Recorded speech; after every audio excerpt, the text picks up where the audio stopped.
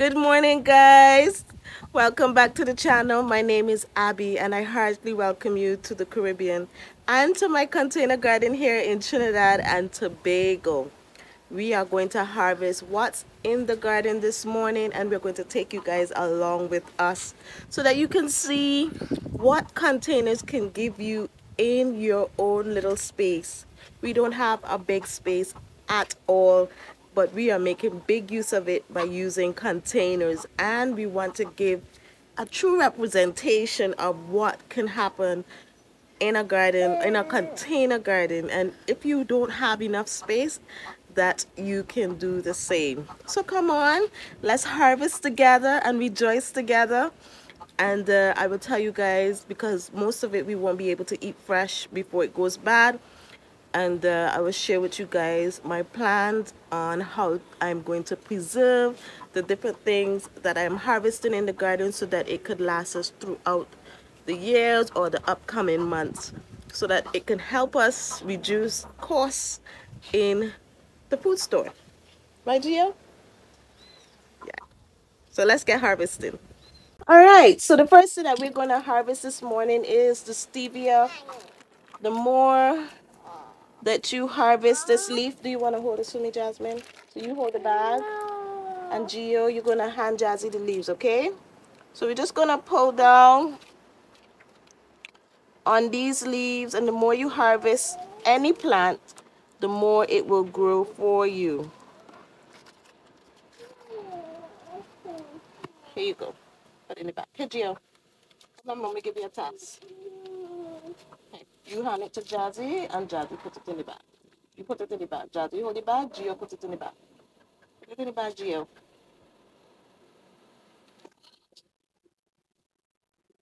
Put it in the bag. Very good. We're gonna just harvest these sweet leaves. And my plan on using these sweet leaves is I have a bit of celery,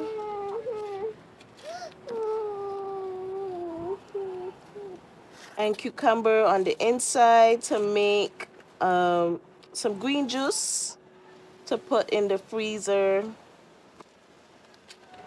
And you guys already know that I am embarking on a no sugar, trying to help my husband with reduce his sugar intake, but he does have a sweet tooth, so I'm trying to do this using unprocessed sugars. You want to go inside? All right, bye, baby. Thanks so much for your help.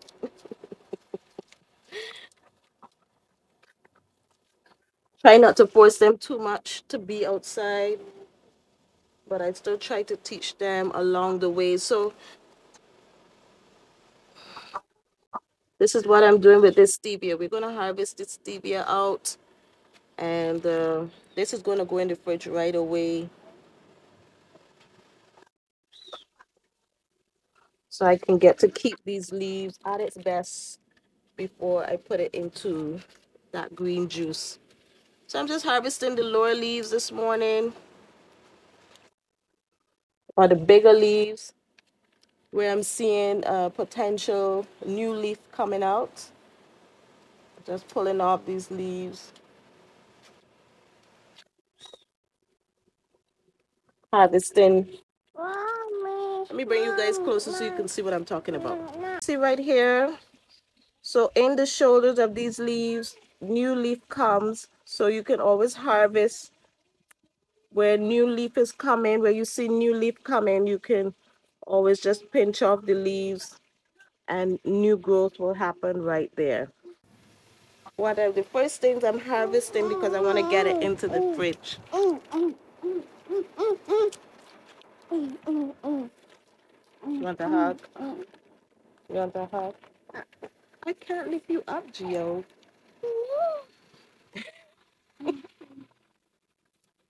So you don't pick up on top, right? You pick the low. See here? Watch. Watch it. Watch it. The low. So pull this one. Pull this one like that. Very good. All right, so now that we finished harvesting the stevia and that's in the fridge, we're going to harvest out these banana peppers on this plant. On the tippity top, I am having the mites again attacking. So my plan is to harvest out all of these, and I am going to prune the plant all the way back down to about here. Why? Because you can see new growth will happen right there. And the plant is pretty tall right now. It's to my neck, and I am 5'5". So that's to give you how tall this plant is. And just allow it to, have some new growth and to produce just the same once again. I don't have any blossoms that I'll be losing out on any potential fruit. Probably, one or two like this. But I'm okay with that. I'm just going to prune it all the way back down after I pick out all this fruit. So I'm going to show you how much banana peppers I get from this plant. And also I have a plant down behind here that I need to harvest these from and prune this as well. When I was in Atlanta, I got me a new secateurs or pruning shears set. Um, so we're gonna use them for the first time today. I'm gonna use this one. When you get brand new stuff, I don't know if you're like me. I like to keep it. I like to see it shiny. I like to see them so shiny, and I like to keep them that way. And that means sometimes I struggle using them. All right, so let me get harvesting.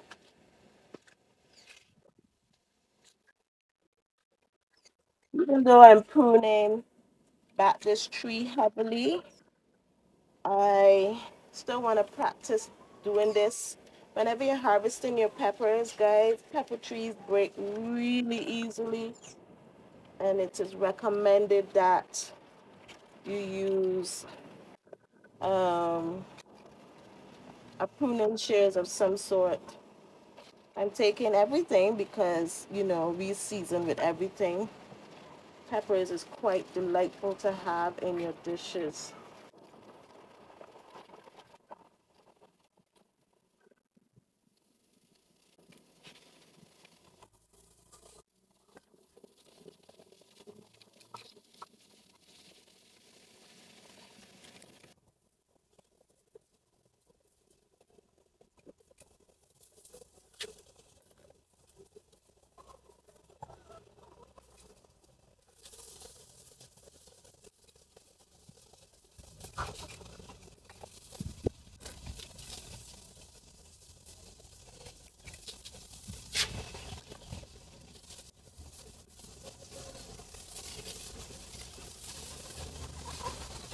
All right, so this is what we got from this plant.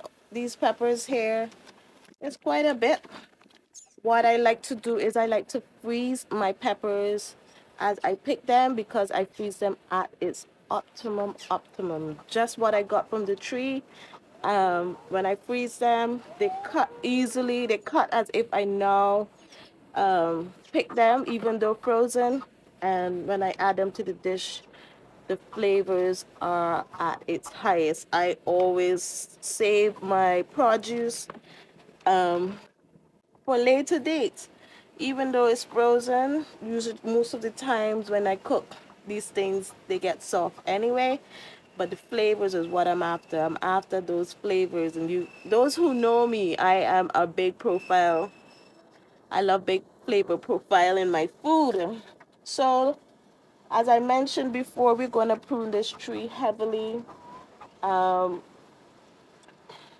when choosing where to prune, always look for areas where you think there's potential growth. Right here, I'm seeing a nodule, a little bit of growth wanting to happen right here. So I'm going to choose to snip this plant right here.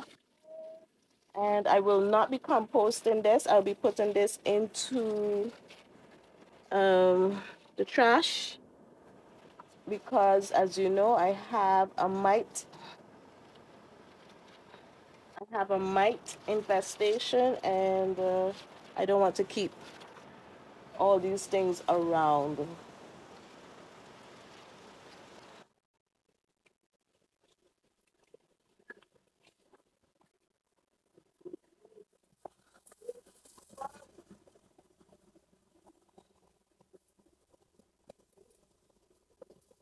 It's always scary when you're heavily pruning your plant. You always wonder if it will bounce back. But let me tell you guys, plants want to live. They want to live and they want their offspring to live. They want to make seed. So don't be afraid to prune your plant back. I too struggle with um, pruning my plants at the right time. But don't be afraid to do so. Just make sure and leave enough greenery on that plant so that the plant will be able to photosynthesize and create energy for the plant to keep growing. So this is it. This is let's this is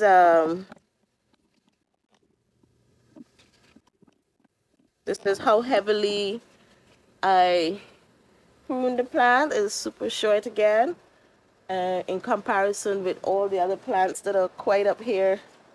And when I harvest from these plants as well, I will be pruning them as well. The top of these jalapenos are right now heavily laden with fruits, and I want those fruits. So I'm going to wait till those fruit mature. This jalapeno, you can see it has stretch marks. That's my cue when to pick these things. It means that it is reached its full potential. Look, I missed one behind here. Jalapeno. I also freeze these. I'll be freezing them until I have enough to make a good batch of cowgirl candy or cowboy candy, whatever you want to call it. And I will be canning cowgirl or cowboy candy this year. I have my cans ready for that, and I'm hoping that these jalapenos continue to pump out a lot of jalapenos for me so that I can do that.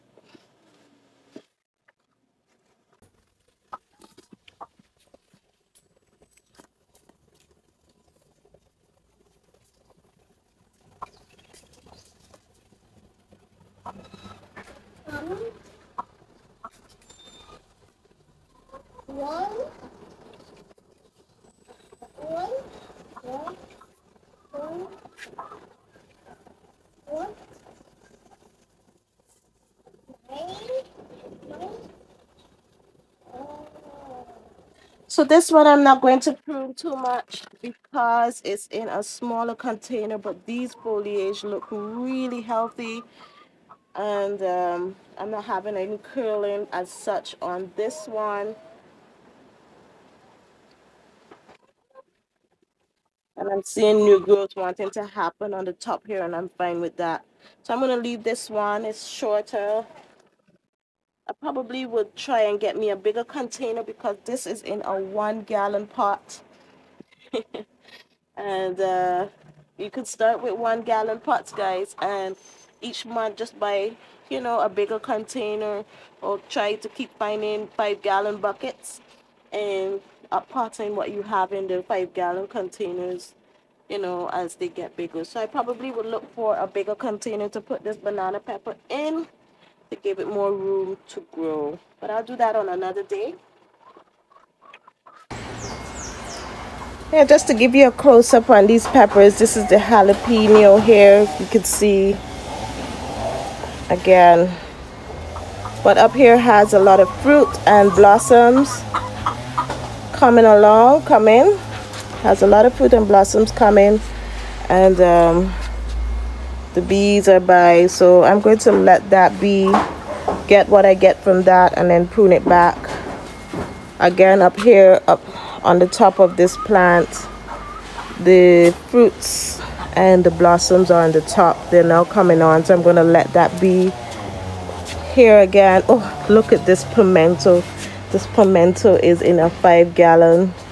I won't even say that's a 5 gallon. I almost say that's a 7 gallon container, and it is a very happy plant. Look how healthy that looks. Gorgeous, gorgeous, gorgeous, gorgeous. Another jalapeno here. Again, the fruit is at the top. So I'll just wait for all of these to mature, and I will keep picking and putting them in the freezer. And when I have a bulk of it, then we will preserve it together, guys. Over here, this is exciting stuff. The purple cayenne is starting to blossom, and that is doing really well. So there's a little bit of hot peppers on this side and banana peppers. They're doing better than I could have ever hoped for. So this is what I got. How much containers is this? One, two containers of pepper trees. Two containers, guys. And it's the tree is still alive, and the potential of getting more peppers throughout the season is still there. So when you pick, yes, you may not get like a big ginormous harvest, but a drop in a bucket eventually fills the bucket, and with constant production it builds up, and you can't go around. You can't go around. Just learning how to preserve and be smart with how you are keeping your produce and working with what you have is what you have to learn when you're doing container gardening. All right, so let's go in the back.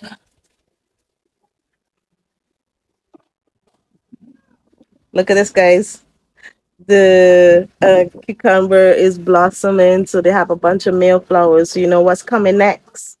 Uh-huh. Fruit. Oh, and I started harvesting rainwater. So I put this barrel here. We had a bunch of rain. I also have a cover for this barrel. Don't worry. I am a very big advocate of being conscious of mosquito breeding areas. So I have this, especially for the greenhouse where it won't get as much rainwater, to be able to use rainwater there. But the cane, guys, cane is doing really good. I noticed that I forgot to mention the cane in my update. Look, this cane is fat. The first two cane came out like this, but cane likes a lot of water, guys. Look at that. Fat stuff going on. Fat stuff going on. If you have cane in your garden, though, know that the mealybug and the ants love to be in it. So you need to keep it cleaned, like by pulling off. Keep it clean and inspecting your plant for those mealybugs. This cane should have been picked a long time ago. When I harvest it, I will find a place to plant this piece here and get that growing again.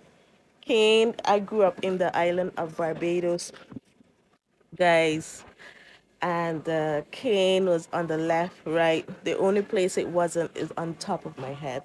It didn't grow from the sky, but I grew up with cane all around me, and so the nostalgia of having cane here, it brings back that home vibes to me. You know, I miss the sea. You know, the air is a beautiful fresh sea breeze, and yeah, that Atlantic sea breeze, beautiful, beautiful. I miss that, but at least I have the cane, and that could quell my homesickness at times. So when I feel homesick, I could just look at my cane and be reminded that I was surrounded by this big grass. Oh yeah, so this cane is doing really, really good. So let's go in the back. It's just a little bit of okra to pick in the back this morning. We harvested the bhaji. We ate it. It was delicious. We had fried bhaji, fried out bhaji with Tanya, a root like a edo, but not quite edo, and okra, and everybody loved it, which was really good because, as you guys know, with children, it's really hard to feed them healthy stuff. But the more and more that I cook it for them, the more and more that they're readily eating it, and as a parent, that is a win-win. So let's pick this okra. Set you guys down here.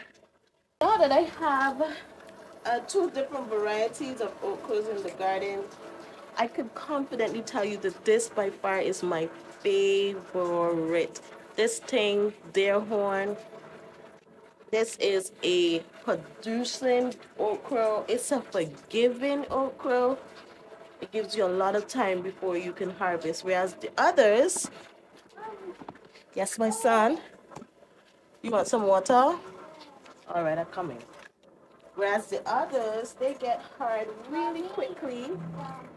You have to be out here every day checking on these okras, and it's not as long, you know? Yes, baby. Yes, baby. All right, I'm coming. All right, guys, I'll be right back. I'm going to give him some water, and I'll be right back with you. So, guys, you see this flower? The flower finally opened, and I have, again, no male flowers. No male flowers. But I'll show you the first one that I showed you in the garden tour, how big it got, and the flower didn't even open, guys. Let me show you. Look at that thing. If that flower only opened when the male flowers was here, then could you just imagine what a beautiful pumpkin that would have been? I don't know if it will keep growing. Time will tell, but I hope so. I really do. I really hope it keeps growing. The flower at the bottom didn't open at all. All right, guys, so I made up my mind. I'm going to harvest this cane right here, this one that is rooting all the way up to the top. This is more than ready to be harvested. So we're going to harvest some cane today. Don't know if I ever told you guys the backstory of me, how I got this cane. My husband, he was at a customer and he saw the cane and he thought about me. So my wife loves cane from Barbados, and she loves cane. Oh, just one little teeny snap and it just came. I didn't have to do anything much. Cane is more than ready. Gosh, this is exciting stuff. Oh dear. Ants. Ants, guys. If I tell you, ants. Ants all over this thing. You guys can see that? The ants and the millibug love sugar cane. So if you're going to plant this, you have to just inspect it in order to control those millibugs in your garden. They love this plant, and understandably so. It's sugar. It's a sugar cane. And the sap from it, look how fat and healthy these millibugs look. And so I'm going to crush these and wash this off right now. And yeah, and I'll come back and show you the cane.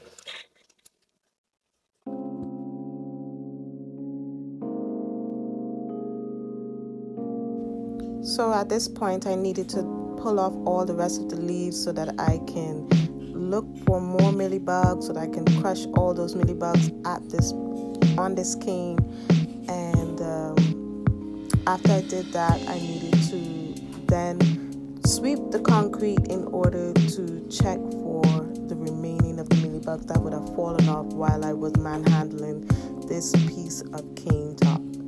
So you can see I'm rubbing the ground there. There were millibugs that fell off, and they were plump, and I didn't want to risk those millibugs leaving and going into the soil in other parts of the garden.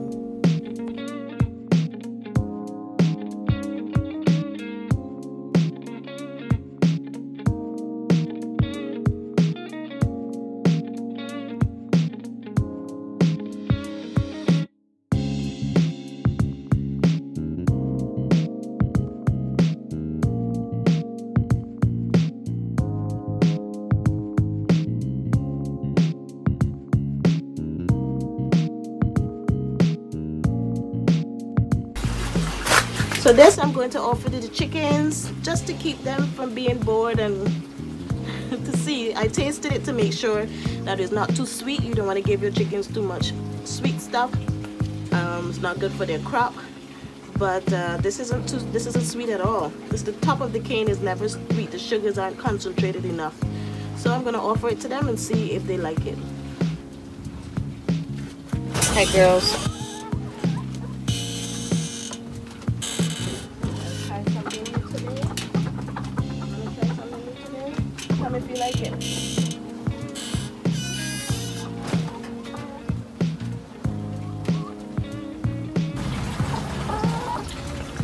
Doesn't seem as they're crazy about it, but I can guarantee you throughout the day they're gonna peck at it and it's eventually going to disappear. Why I like to do this is to keep them occupied and not bored. And yeah, I learn along to if they like something or not. So you see how they're continually going at it. They're saying to themselves, oh, this isn't too bad. This isn't too bad at all. I know, girl. You keep trying and I'm telling you, it's not bad at all. You see how they're going at it. So it's the first time they're having it. I can say they're okay with it. 50%.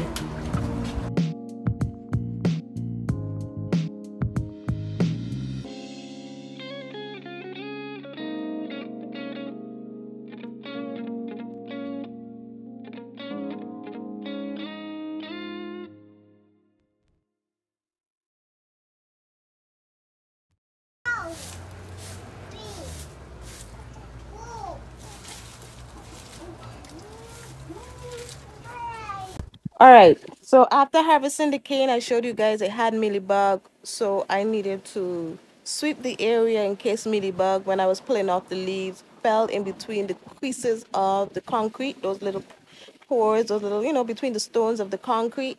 So I had to sweep to try and make sure that I kind of bruised those soft-bodied, mealybug is soft-bodied, with the bristles of the broom, so that, they don't turn into a problem where they become mealybug in the roots.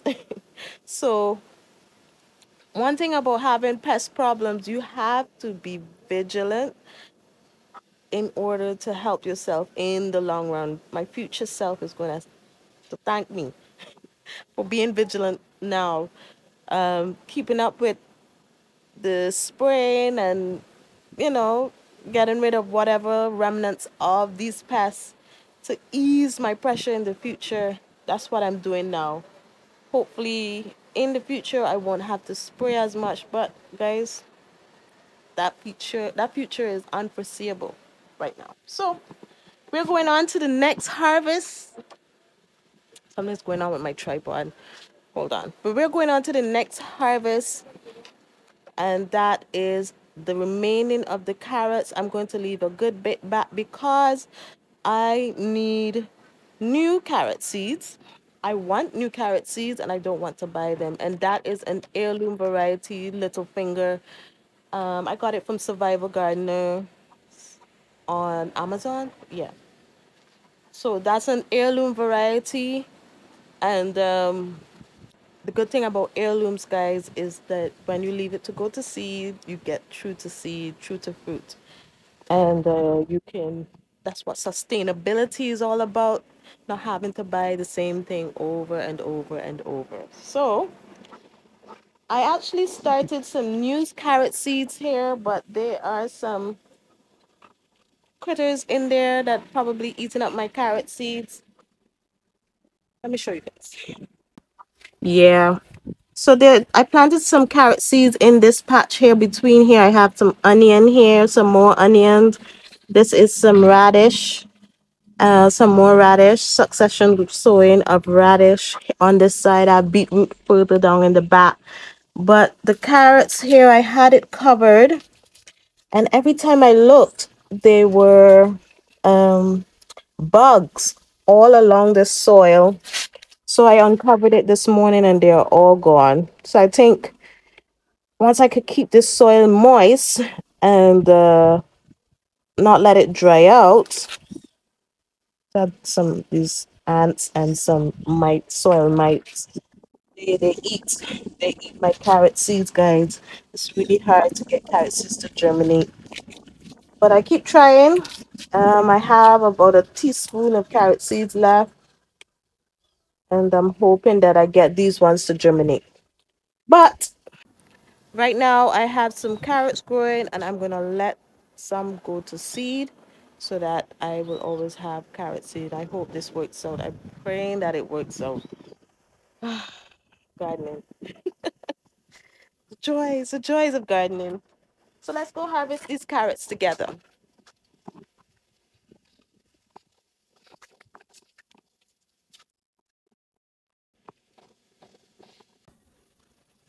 I had a passerby come and ask me for a Panama berry tree, and I smeared one of the fallen fruits here. This is actually, oh yeah, that's a grass. So I smeared the fruits here. These fruits, the seeds are fine on the inside, and I'm going to try and grow as much as I can. Did you guys know that from seed, growing a Panama berry tree is 18 months before it begins fruiting? Yes, guys, 18 months. And what I appreciate about the Panama berry is that while we may not be able to grow blueberries, well, I mean, there are blueberries that grow in the tropics. There's some blueberries that don't need cold stratification. I don't know if I will ever get my hands on it. But what I appreciate about these berries is that, it's close. It's about the same size of a berry, of a blueberry. And it's delicious. It's like cotton candy. It's like a actual candy. It's beautiful. It's actually more sweet than a blueberry, any blueberry I've ever tasted.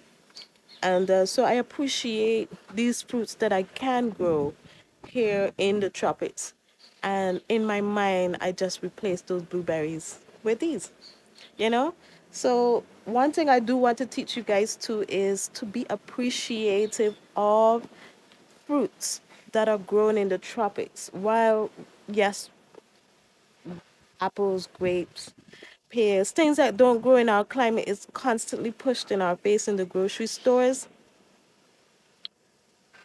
Guys, they're fruits, they're local fruits that are even better and have even higher um, vitamin content than these fruits. And so, developing an appreciation for what you have, what you can do, is invaluable. So, don't try to grow things you see all the time. Push it, it's an agenda. It is an agenda that they are having to keep you dependent. Whereas independency, being able to grow what you have and appreciate it and know the value of it, priceless, guys. Priceless. So I'm going to try to grow as many of these Panama berries, and I'm going to try and keep the pests and mites off of them, and I'm going to give them away so that I can teach others to be appreciative of the local fruits. Let's harvest. Oh yes, my bird scarer right there, right there. It's working. It's working. The berries are on the tree. The birds are eating it green. That's how sweet they are. Um, so let's get harvesting these carrots. Okay, guys. So I came on the other side of the container for two reasons. The bees are buzzing through, and that bird thing is making noise. So we're just gonna pull these carrots. We're gonna pull majority of them today. Hmm, this one doesn't have a top. Something's eating it from the top. So we're gonna pull, but I need to remember, don't just wildly pull everything. Look at that. Look at that, guys. That is mealybugs in the soil.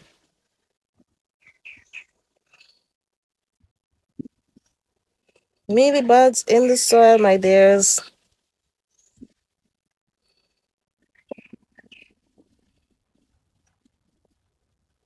So I'm going to have to treat. I'm going to leave.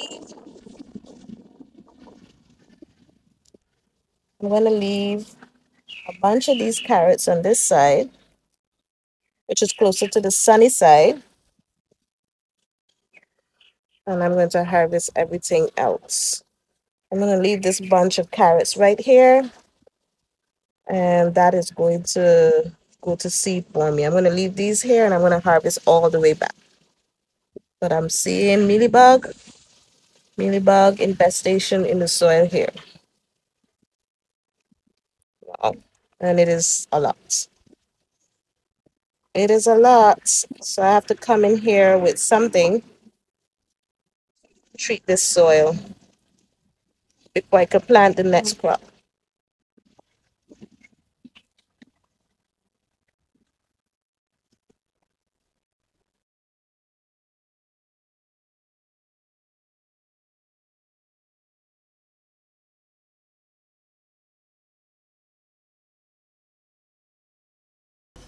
All right, guys. So this is what we got from the yard set this morning. So far, we've gotten 12 eggs this morning. We still have to wash those. We got a bit of two okras and a bit of peppers to put up.